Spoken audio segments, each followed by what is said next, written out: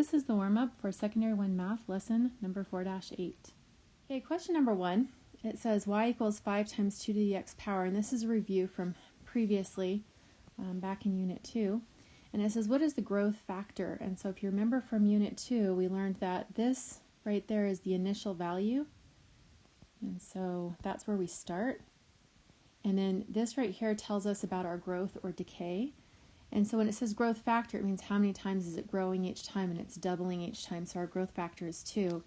What is the initial value? That would be the 5. Okay, for the next question, we're going to use our graphing calculator. And so you've previously learned the steps for how to use your graphing calculator to get these numbers faster using your graphing calculator. So I'm just going to show you the filled in table, and I've put the points on a graph.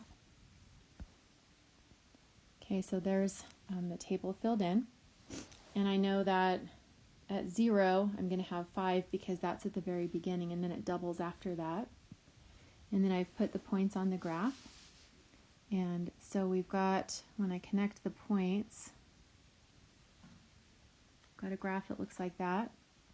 And we know from previous experience, we know about the y-intercept, which will be right there. So the y-intercept is 0, 5. The equation of the asymptote, remember that the asymptote is the line that it approaches but doesn't touch, and that's going to be a horizontal line through the y-axis at 0. And then what is the domain and range in interval notation? So remember that since this is an exponential equation, the domain is going to be all real numbers. We know that. And so we're going to say from negative infinity to infinity. The range,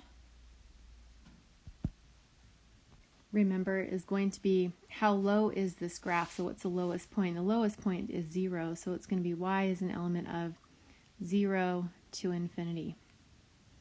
And then is the function increasing or decreasing? It is increasing.